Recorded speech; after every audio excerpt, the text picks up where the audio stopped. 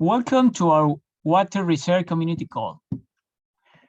We are going to talk about mobile applications to study environments, electronic devices to measure water quality, do-it-yourself microscope to observe view indicators by our wonderful friends of APPEAR, Hacking Ecology, and Vigilantes del Agua. After we hear about the project, we have time for open discussion where anyone can share their thoughts, questions, and ideas. We are here at Public Lab. We are going to talk about some ways that people can investigate water.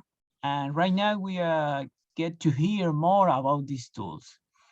I'm very glad to be here today. I'm very glad to be part of Public Lab. We'll do some introduction. My name is Alejo Bonifacio. I'm the Water Research Curation Fellow at Public Lab. And I'm so excited to be joining on this call by Joaquín Cochero from APPEAR, Saulo Sharp from Hacking Ecology, and Micaela Prieto of Vigilantes del Agua, who will be showing us amazing tools and resources they've developed around it, followed by an open discussion time. Over to Joaquín, Saulo, and Micaela. Please introduce yourselves and then take it away. Okay, thank you, Alejo, for the introduction. Thank you, Public Lab, for inviting me and for having me.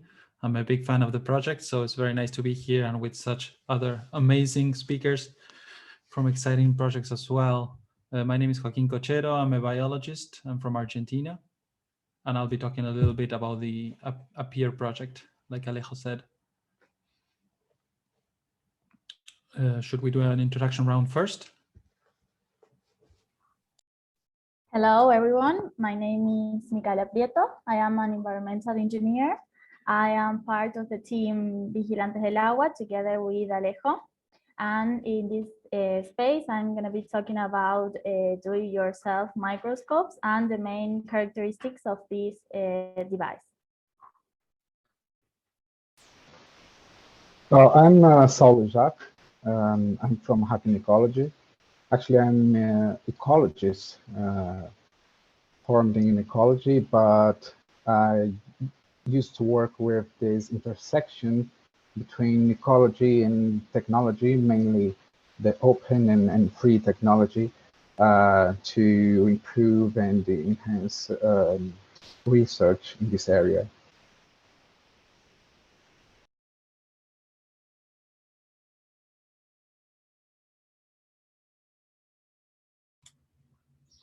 Alejo, since there's not too many of us on the call, do you want everyone to do some introductions?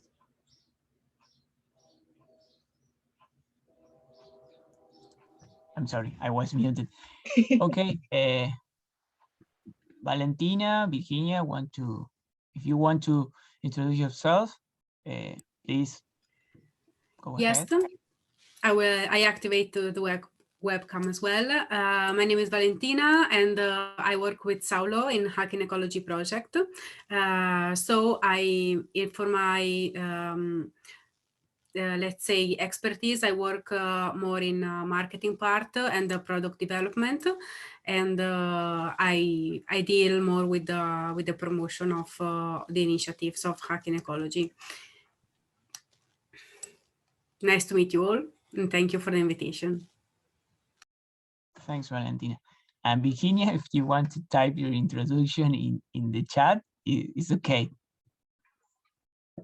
Or if you want to talk, it's okay also. But that is true. She has a little troubles with the microphone of the computer.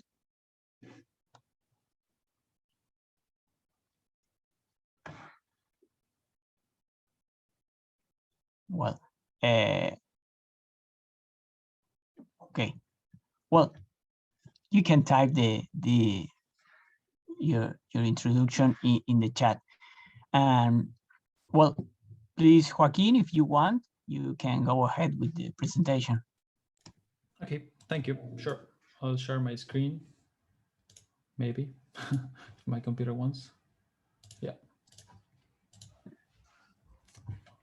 And please do let me know if you can see the slide presentation now or now. Yes, it works. Yes. Okay, thank you. Sorry, I have two different monitors and I get confused easily.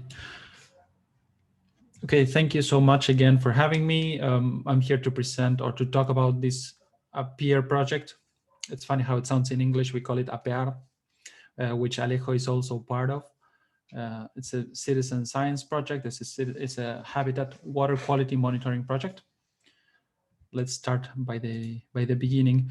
Like I said in my introduction, I'm a biologist. I work in limnology, which is actually the ecology of freshwater environments. And we've been working for a while now in our lab in what is called the watershed health assessment. And when we usually think about health in freshwater environments or pollution, we usually think about water quality, which is true, but it's also just one part of the entire watershed health assessment protocol. Watershed health not only contains water quality, but it also contains biotic quality. It also refers to hydrology or to landscape analysis or to geomorphology. It also contains the social aspects, which is usually called the vulnerability side. And it also contains the habitat analysis. This is according to the Environmental Protection Agency of the United States. But usually when we think about pollution in freshwater environments, we just tend to narrow it down to water quality. In our lab, we've been working in water quality and in biotic quality for a long time. But recently we started to develop tools to also analyze habitat quality. Among those tools came the APPEAR project. The APPEAR project is just a side project we have in which we evaluate the habitat quality of freshwater environments, but we wanted to do this not only using sophisticated tools, the ones we use in the field as professional equipment, we also wanted to engage with the local communities, and we wanted to engage with public participation in which is usually called the citizen science approach. I prefer to call it public participation approach, but that's fine. And when we started thinking about this project, we wanted to build tools that were not only scientific in nature and they had a scientific background and a scientific standard, but we also wanted to make them educational and try to make them fun. One of those tools is the digital app, a mobile app that is currently available only for Android. I'm sorry about the screenshots, they're in Spanish. They do have an English version, but it was a bit buggy this morning when I tried to take them. So they'll be in Spanish, but I'll translate. Basically, the idea of the app is that we allow the participants of the project to take measurements of the habitat of freshwater environments, following standardized protocols. There is not any random information. They actually follow standard protocols. And they also have other tools in which they can learn about the environment, and they can maybe even play with it. Recently, we partnered up with a large citizen science project that I'm sure you all know, which is called iNaturalist. So using iNaturalist within our application, participants can find out which plants and which animals and which, I don't know, fungi and insects are usually reported in their area. So it's also an additional tool. For the younger ones, we also included a few games. We have a little mixed feedback here. So, some kids love it. Some kids really prefer Fortnite. So we're working on it. And from all the reports we're getting from the participants of the project, we get a real-time map that's being developed. This is the Buenos Aires area for the local ones, with all the points and their habitat quality highlighted, and obviously you get to see the credits of who sent the data, etc. So not to give too much away, but very briefly, what you do when you analyze one of these freshwater environments. Currently, we have protocols for 4 types of water environments: mountain streams that are in plains, lagoons or small lakes, and estuaries. You get the location using the GPS coordinates of the phone, and you tend to answer questions. You are introduced into a form. We wanted to make it a bit more fun than just filling out a form, which is extremely boring. I know it because it is usually my job. So we wanted to make it a bit fun. So what you're doing is you're answering questions, but at the same time, you're building a small model of the environment you have around that you can also share in the social media, etc. And you get a brief analysis of what's wrong and what's right in that habitat. A habitat quality index is calculated using the data you entered. You can take pictures of the environment. You can add supplementary information. All of that is sent to the centralized server that we have in the project, and each participant gains some points. So you actually have a ranking of users or participants that actually use the application more. Along with the application, we developed, let's call it a tabletop game, which is not really a tabletop game, but it's basically as an environment simulator that we can use, and anyone can download from the website, and they can print it, and they can use in classrooms. And along with the digital application, you can simulate an environment and get an idea of which factors are actually beneficial to the environment and which factors are actually a hazard. Oh, I think that's Alejo's photo here, the one at the bottom. They're using it with their students. Just a brief idea of what kind of questions the participants answer. They get they have to figure out if they have livestock around them, or which kind of land use is around the site, or if there's some type of vegetation cover, or about they have to answer questions about the margins of the stream, of the river, aquatic vegetation, and stream bed, let's say, texture. This is just some examples. If you work in freshwater environments, you'll recognize them as usual parameters that we write down in a chart whenever we go to the field.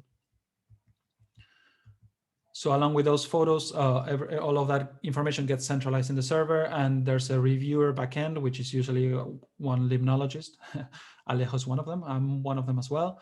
And we get to validate which photos are representative of that environment or not. So the project briefly has been running since 2016. We have had around 720 registered students or registered participants.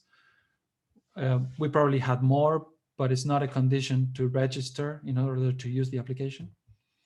And we've had around 560 reports from streams and rivers that we had actually no idea before. So we're quite pleased. In the beginning, we wanted to just use it in Argentina, but things happened and people started using it from South America as well. We received a lot of data from Colombia.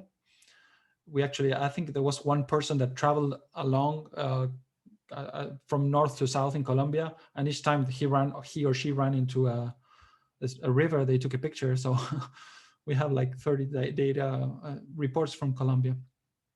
And like I showed you, you can see precisely where each point was taken and the summary index of that site. So please follow here are the website and the social media. Try out the application. We're happy to answer any questions, and we're hoping to keep this project going actually for a very long time, but it's getting harder to do it during the pandemic. So this year it's been a bit slow, but theoretically there's no limitation of which country can use it. So if you want to use it from abroad, it would also work as well. The protocols are pretty standard and the questions are pretty standard. So yeah, that's about all I wanted to talk about. I don't know if you had any questions or any comments. I'll stop sharing my screen maybe. Yeah. Okay, we have a minute, 5 minutes, so to do some open discussion. Okay? A big thank you to Joaquin for showing this tool you developed for water environment testing and how it came to be and continues to help any citizen to answer questions they have about the environmental care. We have about 5 minutes for discussion. If you have a question for Joaquin, please raise your hand, and if you want to say in the call, or you can type question in the chat.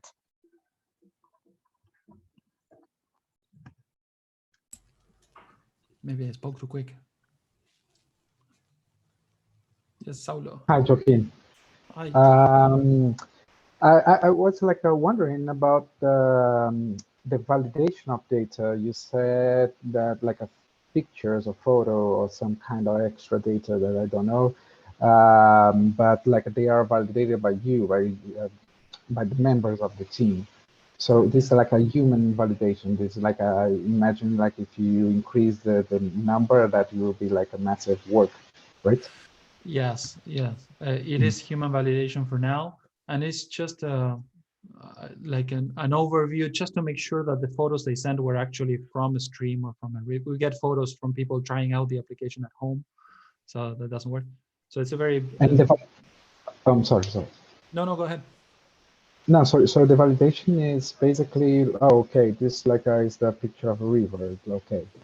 Yeah. Or you check also what's the location, or where it's like also this metadata or something like this also.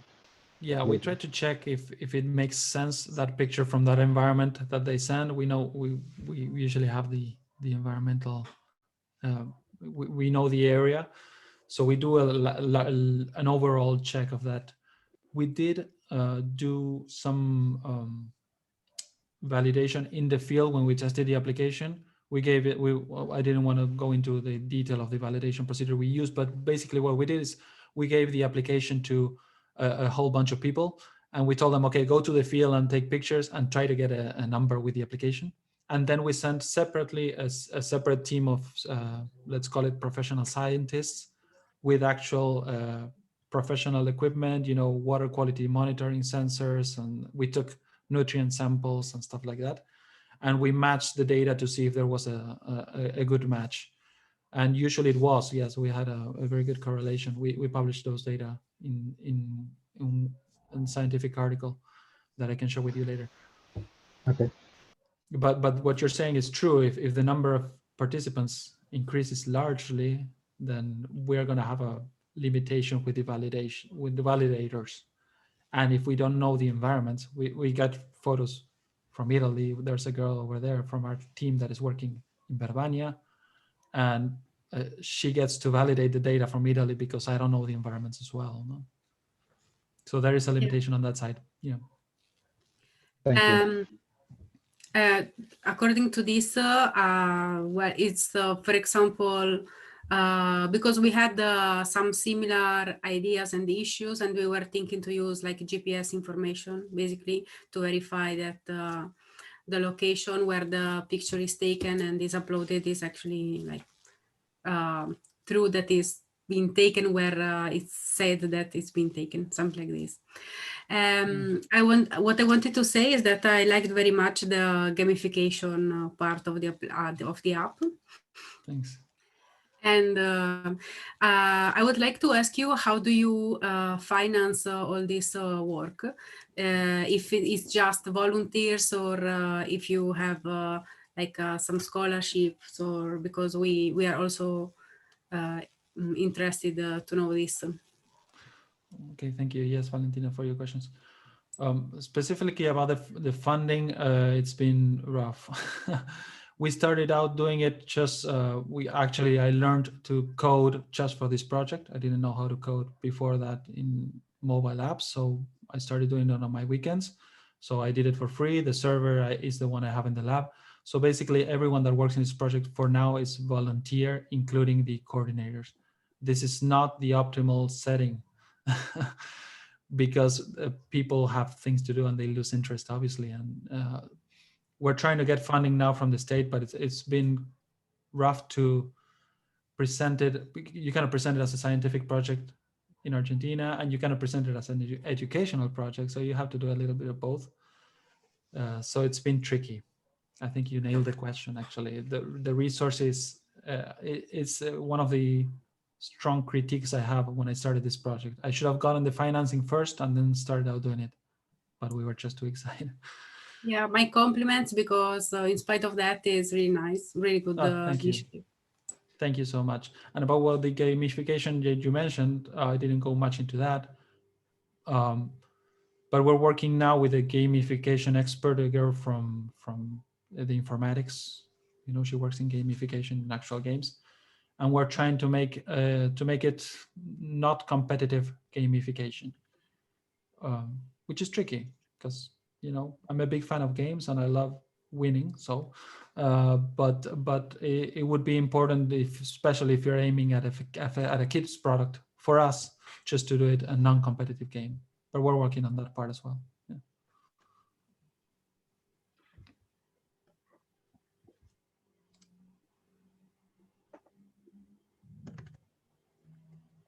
Okay, well, if we don't have more questions about the Appiar tool, well, we are going to thank to Joaquin, and we can go ahead with Hacking Ecology and his tool to assess water quality. Saulo, if you want to go ahead. Okay, thank you, Alejo. Just sharing the screen. Okay. Can you see my screen? Okay. So yeah, again, thank you for having us from Hacking Ecology on this call, and I'll start talking more about the tools and the meaning of Hacking Ecology. Hacking Ecology started in Brazil in 2017 or 2016 during my works with also like both liminology and also free technology. And since then the idea was to bring some tools with high accuracy to support community labs or community initiatives on water monitoring. And in 2019, we brought together Valentina, Pedro, and the people connected to this project to bring also tools, not just tools, but also platform that could support the monitoring, data analysis, and evaluation of water quality. So since then, we started to work with different advisors and the people from the academia and also from development part to work together in this project.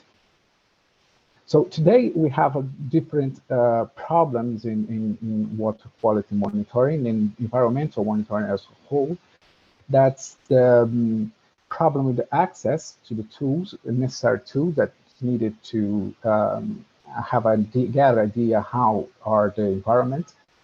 And in parallel to this, we have biodiversity and a humanitarian crisis. So we need strong and accessible tools to improve and allows us to get reliable data and have a huge coverage of data sampling, and also good interoperability with different tools and operating systems, for example, but also on different hardwares. So this will bring a different paradigms to the environmental monitoring, since we see that the scenarios for the future is very complex and worried. So these expensive tools that we have so far, and the poor information that results from this irregular data environmental monitoring brings us to these scenarios of no transparency of data. So this is basically the hierarchy of data flux from the data transparency and tools available for people. That's not reality today, to reach public policies or improvement of public policy that already had. So to change this line, this curve that's going down on the biodiversity and also the going up on the climate and environmental impact, we need more accessible tools. So this is the idea of hacking ecology when we start to work on secure environmental data management, but also strong and open source tools for environmental monitoring focused on water. So then, during our last year, basically, that was 2020, we brought our first hardware, our first system. So far, we have been working on the prototypes, testing the sensors, and checking how we could bring some system that's 100% or at least open source as its extreme. And so far, we have been working with different sensors, and then we start working with specific sensors, and then these borders we could bring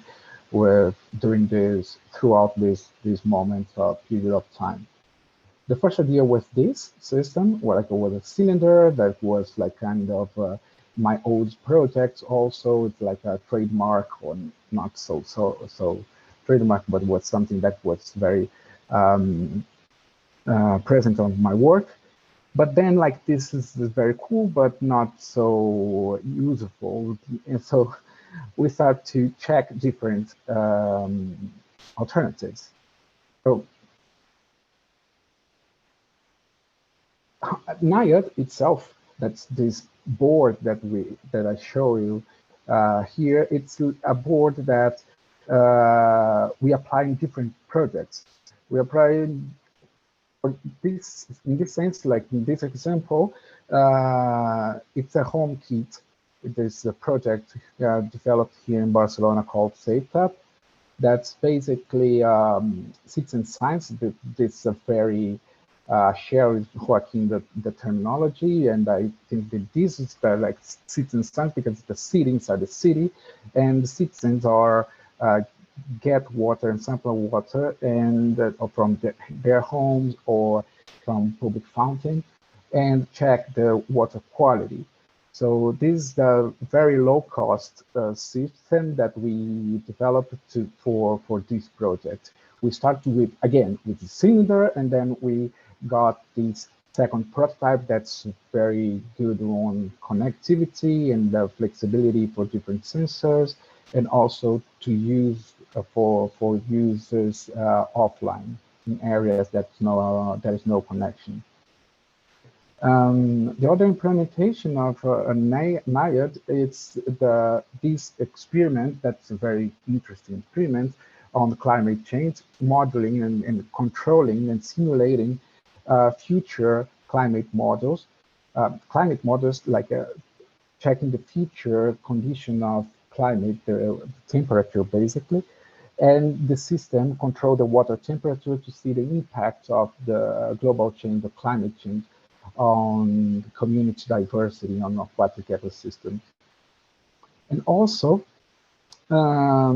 this experience on the University of Burgos here in Spain, that they work in the very interesting also approach that's the interface on open science and also citizen science. So they are now using our system to check the reliability, but also to give us feedback, but also to develop their studies.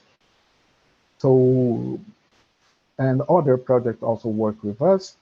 always have problem with Victor that doesn't here, but here Rionet, also from Barcelona, and the INVEC, a group of citizen science that with tight connection with Public Lab here also in Barcelona that work basically on community empowerment. And also this project in the national park, natural park, that's focused on conservation. So, okay, so the basically the system sends the information to online platform, that's the Hacking Ecology Sensing platform, that is focused on reliability and scalability of data. And the user can access this platform that also open for projects, other projects on open hardware. So we open this platform also inviting other projects on open source hardware to use and test this platform. And then, so yeah, we have like a user-friendly dashboard that you can visualize data and configure this according to your needs. So, but we are still working this project. So we, like Alejo, it's one of the person that's one of the people that give us feedback and work together and have good talks to improve this system, because there are a lot of stuff to do in the future. And one of these is to improve the system, the platform, the online platform, to bring more security for users, and also users have a power to control their data, their security, and in a distributed way. So this is different from the architecture that we have so far. And the other steps are apart the screens and the visualization of data on the devices, straight from the devices, also to develop the modules that allow us to use different sensors like so oxygen, pH, orb, and conductivity together without like extra parts to reduce or quit the noise that one sensor can produce in the other one. So like these are the steps that we are going to develop to the next on the next months. So yeah, like also we have partnered with different universities in Brazil and in Zimbabwe, in Barcelona, and so on. And yeah, and like we're happy to, if I have time, to answer some more of the questions that are not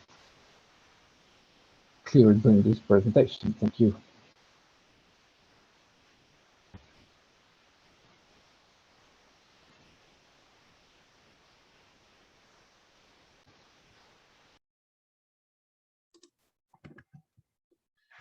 A big thank you to Saulo for showing us this tool you developed for the water environment testing and how it come to be and continues to help people to assess environmental state. You know, we have 5 minutes for discussion. If you have a question for Saulo, please raise your hand, or if you want to say it on the call, or you can type the question in the chat.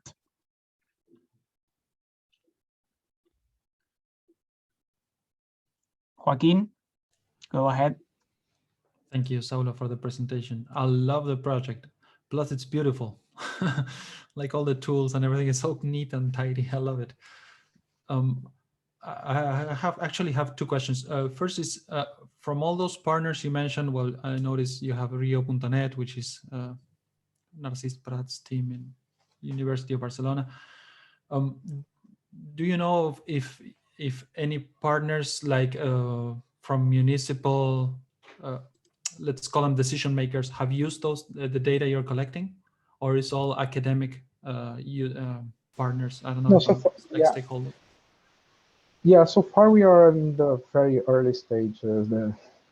the project, there's no like data used by stakeholders, but we have it's one of our main group that we want to contact.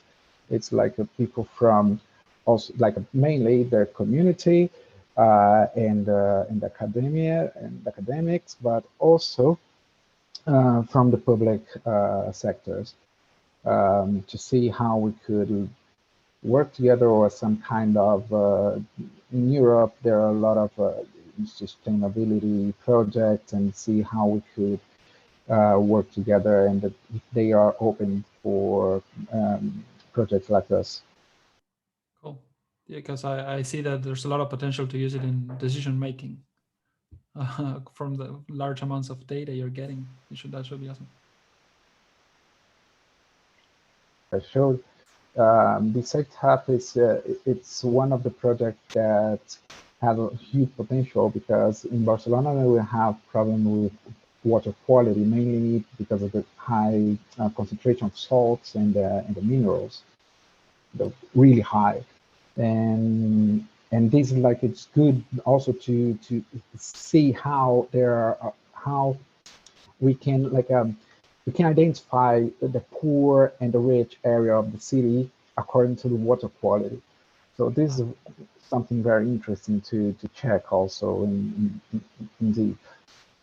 Yeah, that is really interesting. And the second question, if that's okay, Alejo, it's a very short question, is how do I get that to Argentina? How can I get the hacking ecology tools maybe to test them out here?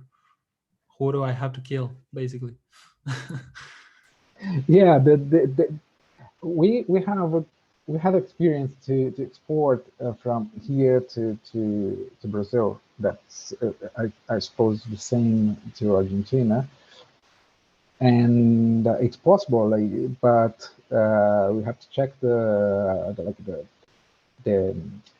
costume taxes and this stuff because the system we have system and we are delivering for our partners here in Barcelona in the Burgos, but they are closed to export. And like yeah, we have to check this.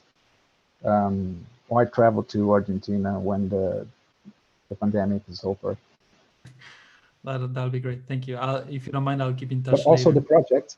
Sorry, Joaquin, just like one. I share a link for our repository on GitLab. Right. So the project is there documented. Awesome. Thank you. I do travel to Barcelona quite often. I work there as well. So I'll keep in touch. Thank you.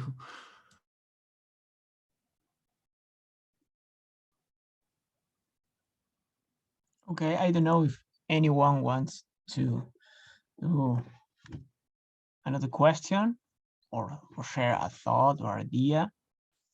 If anyone raises their hand, I'm going to do a question. I think we are okay with the time, Jeanette. Okay. Saulo, are you planning on using NIOT technology to make, for example, a multi-parameter probe? Yeah. This the next steps actually, because so far if you want to use different sensors that use volts to like a voltage, a measurement with voltage. If you measure with one sensor, you don't have isolation, electrical isolation. This voltage make noise to another one that's called the ground loop.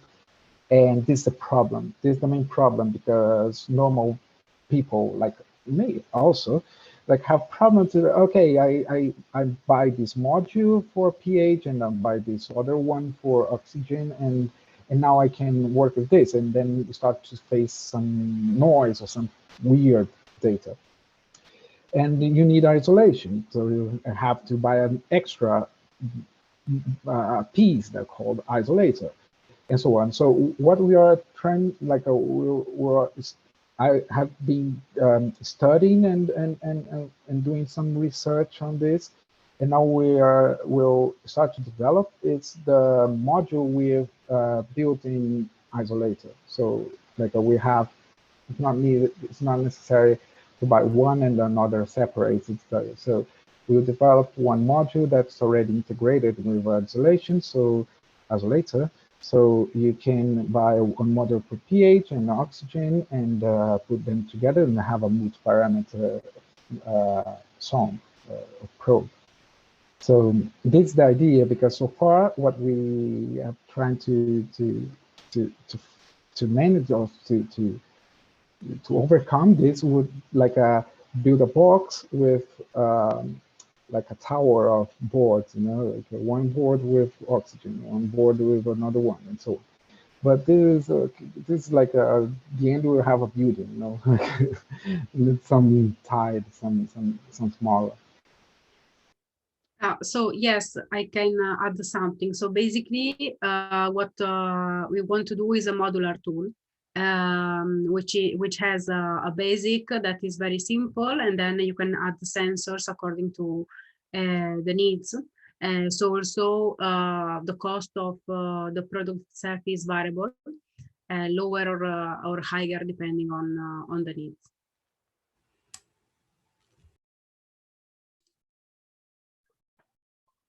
Thanks for the answers. We have a question from Joaquin. Are you planning to make oxygen sensors fluorometric or membrane based? So far as membrane based, not fluorometric. Okay.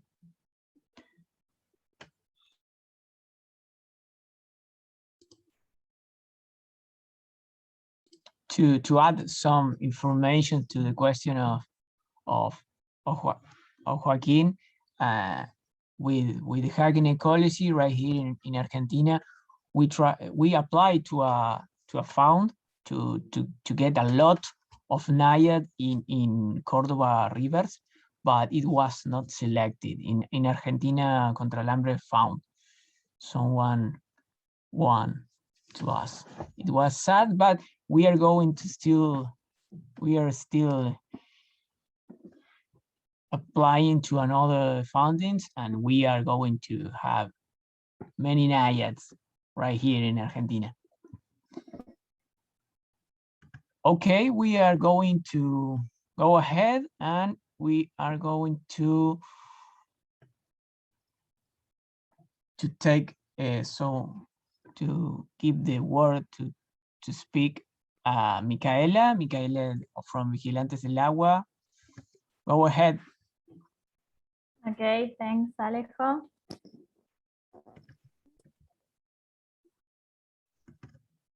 Tell me, please, if you can see my presentation. Thank you.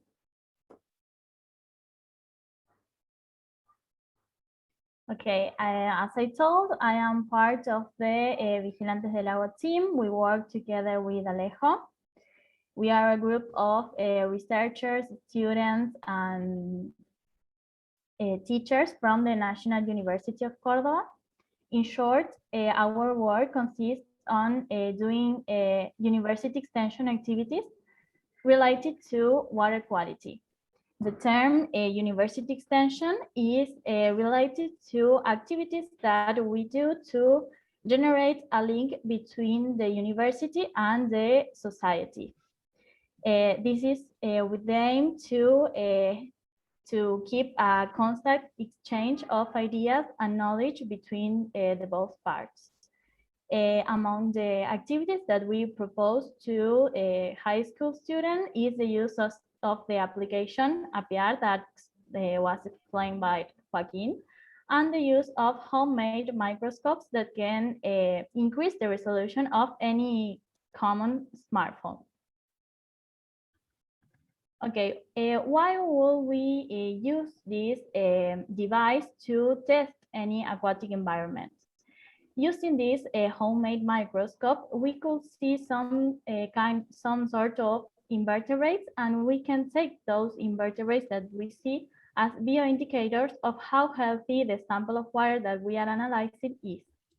For example, if we take water samples from any river or lake from the province that we are from, Córdoba, Argentina, and we analyze it in our homemade microscope, we can see invertebrates like mayflies that can be taken as good water quality indicators. And we can see Careonomus larvae and can be taken as bad water quality in bioindicators.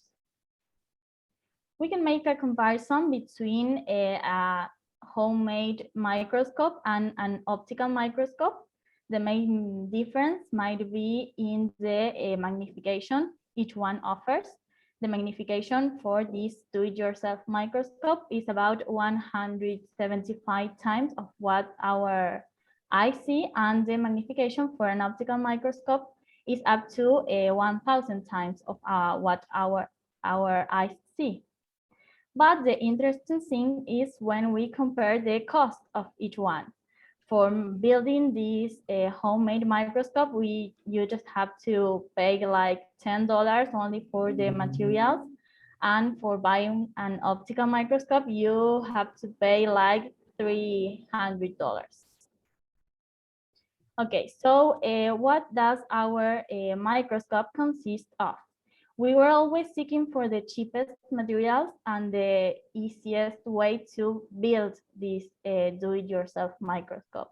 So the materials resulted to be a wooden base just to support the microscope frame, and 3 bolts for the same purpose to support the frame. Then you have wine nuts, one in both sides.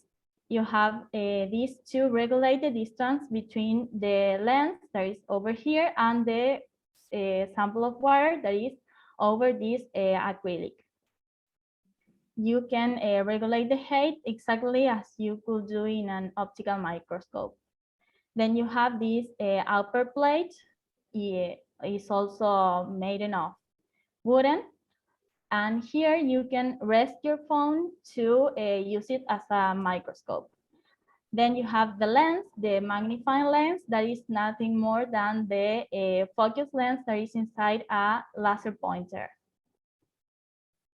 We are leaving here in the chat a guide that we've made with Vigilantes del Agua, where we give details of what is needed and the step-by-step to build up this microscope. Okay, and how do you use this microscope? You just have to rest your phone over the upper plate, and you have to make your camera match with the lens. Then you have to put the sample of water over the acrylic and adjust the height until you see a clear image like we see here. I don't know if you can see it. Okay. Here we see a group of ostracods, and then down here we see appearing a Chironomus larva with its characteristic red color. This is what we saw one time that we used our microscope. We did it as a proof, and it was very good. You can see how clear we can see this. Okay, so what kind of data you will get using this microscope? Generally, we can get results of presence or absence of a target of interest that can be a certain invertebrate, for example. In 2019, we went to a high school from our province, and we made an activity with them with this microscope. We divide the students in small groups, and they had to set up their own microscope. We give them the material, and we gave them also water samples. They have to detect if in those water samples they see mayflies or a Chironomus larva, and then they have to say if that water sample was bad or good water quality. This is just one of the uses that can be made of this microscope. You can also make, for example, temporal records for one body of water, for example, in a school that has a body of water near of them, they can make records of a presence or absence or some invertebrate they are interested in. And also you can make the same but spatial records. For example, in different sites, these stories of presence. Okay, thank you for your attention. We are leaving the link that leads you to our Instagram account. We are working with on another things, and we have another activities to propose to high school students. So if you are interested, you can look for more there.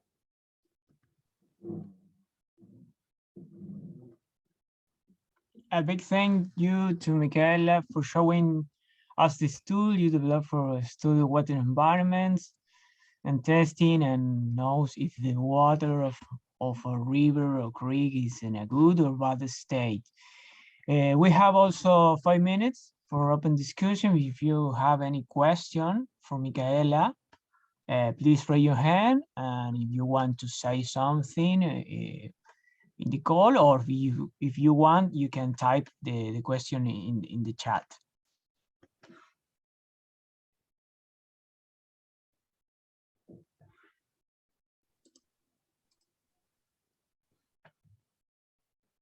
Okay. Saulo Yes, is raising maybe hand. just I have a question that that's a curiosity basically.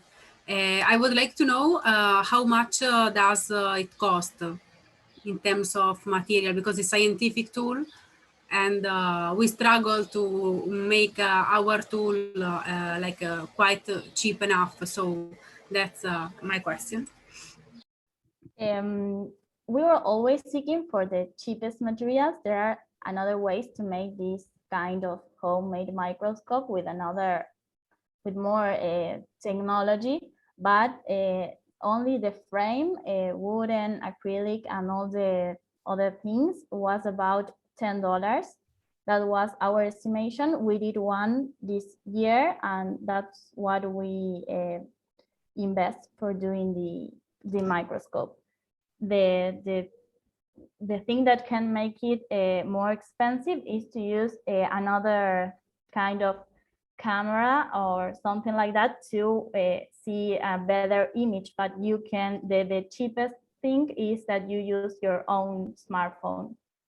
So the only inversion is about the frame. Yeah, thank you. Yes, it's quite cheap. Yes. Saulo was raising.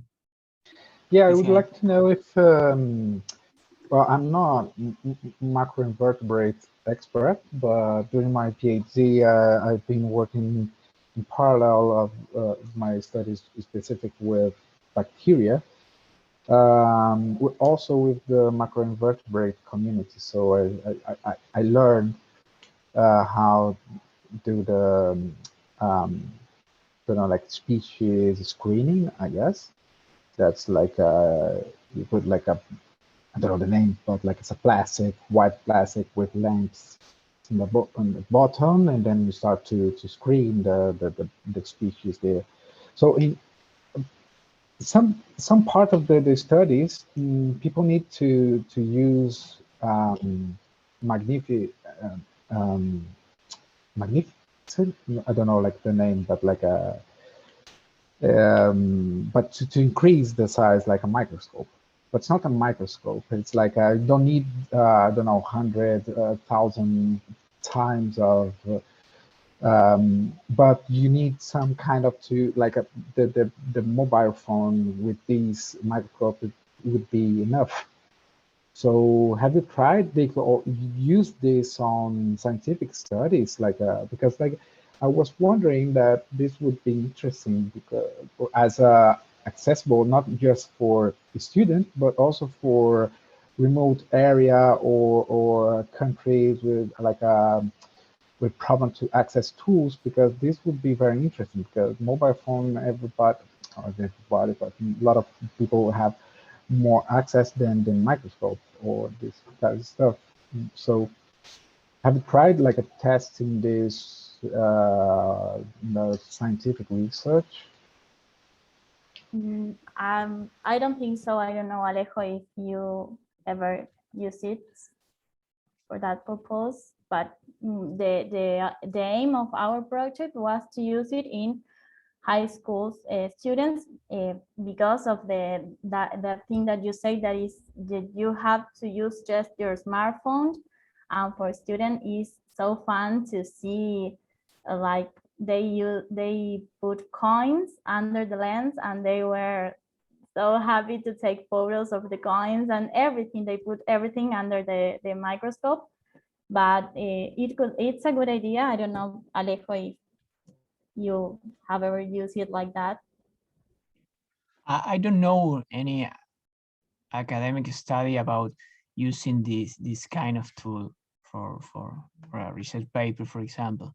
I know they use the stereoscopic microscopes that use like that are not really microscope in the sense in the traditional sense, but I think it could be used. Scientists use that because they have a lot of money in general. Not always. In Argentina, no, not so much. But I think it could be used in that way. And but we see this year that also we can make it cheaper and cheaper and cheaper. And you actually in the original version of the microscope, the top of the microscope was in acrylic, like in English they tell us plexiglass, something like this. And right here in Argentina is too expensive. This is one of the most expensive parts of the do-it-yourself microscope. And well, I don't know, maybe sometimes any academic can use it for invertebrates, for his studies, their studies. Joaquin has a question. Yeah, no, I was following that conversation. That is very interesting. I love it. I love the project, Micaela. I've been following for a while. I love it for the educational purpose. I think what limits the use in scientific research is the quality of the lens. You use a very easy to get lens, very cheap lens, which is fine, but like you notice, it has a lot of deformation around it. So in scientific research, it would be a bit difficult to standardize it. But maybe improving the lens, which is just a really small part of it, instead of investing $10, you can invest, I don't know, another extra $50. It's still cheaper, way cheaper than a professional stereoscopic microscope, which is, I think, what you call them, the lupas, I don't know in English.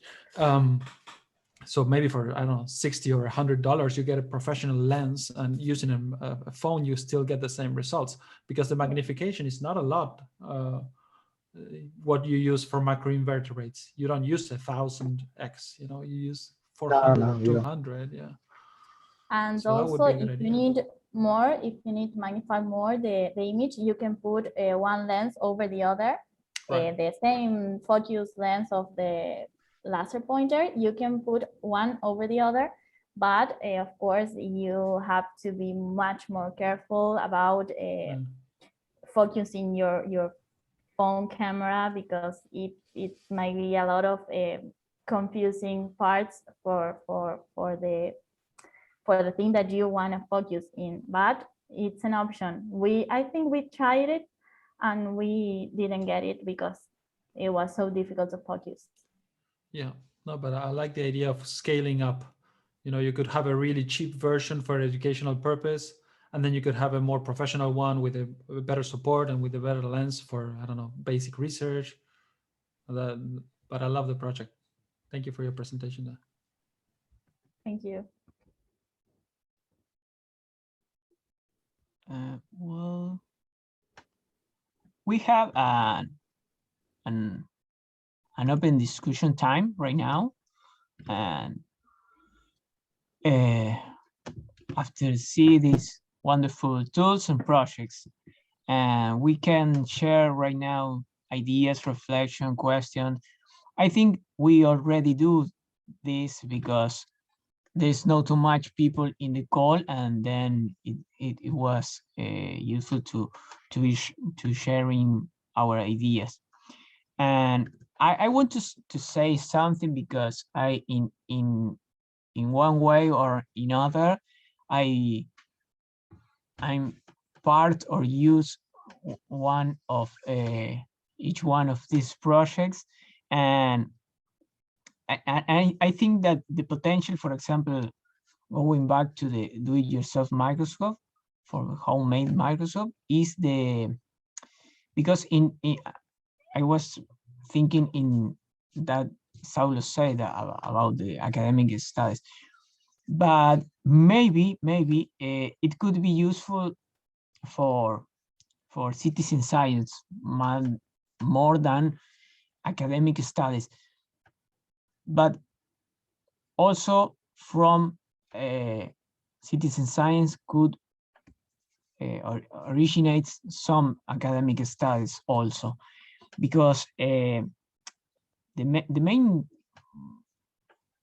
difficult to do an academic study with this microscope is that you must be too much trained to identify the species. Are not so easy, but I think that and we are thinking in Vigilantes del Agua to begin to use this microscope to upload these images of invertebrates to iNaturalist, for example, and someone more trained could identify the photos, maybe not at species level, but maybe at family level, and it could be a good information also. And I was in a dream. I was dreaming that maybe in a future, and not so far future, we can have invertebrates identified by the homemade microscope and iNaturalist, some expert from iNaturalist, an environment assessment from APR, and NIAID in the river, all three things in the same place, and we can do a triple validation from the site. But well, it's just a dream. Maybe someday came true. Yeah, sorry, I'll add to that. I don't think it's that far away. I mean, the guys from Hacking Ecology, like Saulo said, are working with Rio.net, which is a macroinvertebrate based project that uses an app that is very similar to Appear, but more focused on the macroinvertebrates. I don't know if they use do-it-yourself microscopes, but I don't think it's crazy to dream that, Alejo.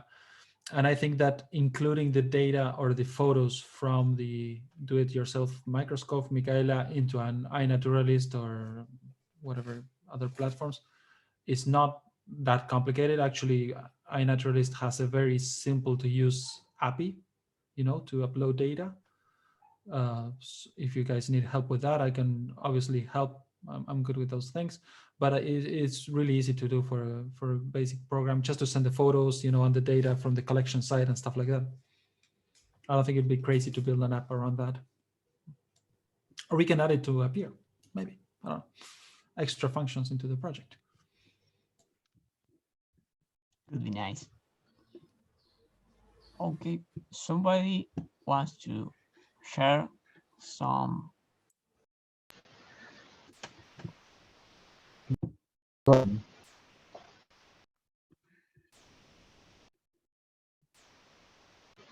Valentina? Yes, I was just, I wanted just to say that that would be great because we don't really have an app that is very much user friendly for citizen science. Our dashboard look very professional, very good, but yours is very much something near to people, and it seems like very easy to use and fun, and it's something that yes, I think we should integrate soon.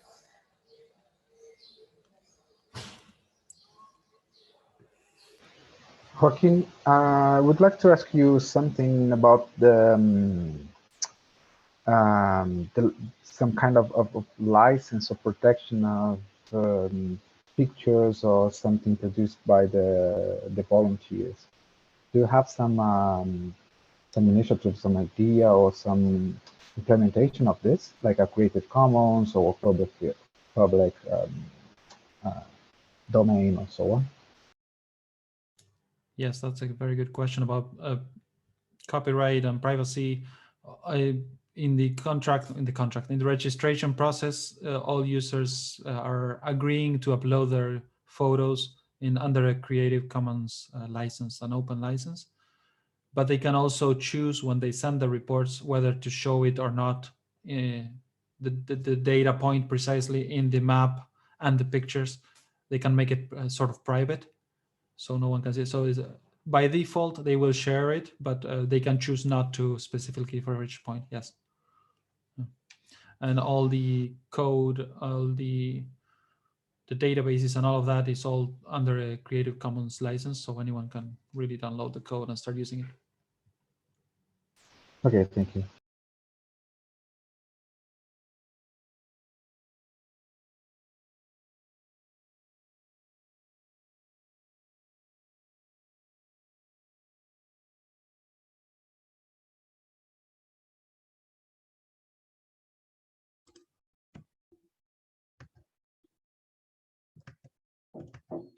Well, thank you all so much for joining us for this community call and for the great question. And thank you again, Joaquin, Saulo, Micaela, Valentina, Jeanette, all we are here, Virginia, and for sharing these wonderful tools. You can find more about these tools and project in the respective website that we passed by the chat and the social media. On Public Lab, you can subscribe on the APPEAR, Hacking Ecology, Vigilantes del Agua, Water Quality Tags. Maybe you don't know, Saulo, but I create a tag that is called Hacking Ecology, and another that is APPEAR, another that is Vigilantes del Agua, and to follow along and get updates. And well, and if you like to leave any feedback on the call and sign up to receive updates, please fill out this brief form that is going to paste in the chat.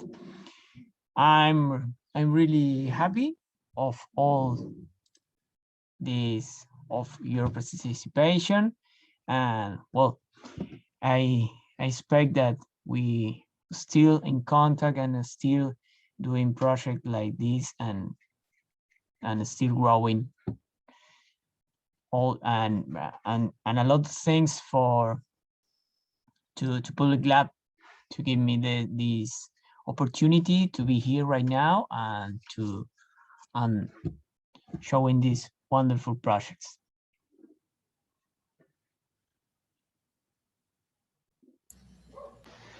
Thank you, Alejo. Thank you, Janet. Thanks, everybody.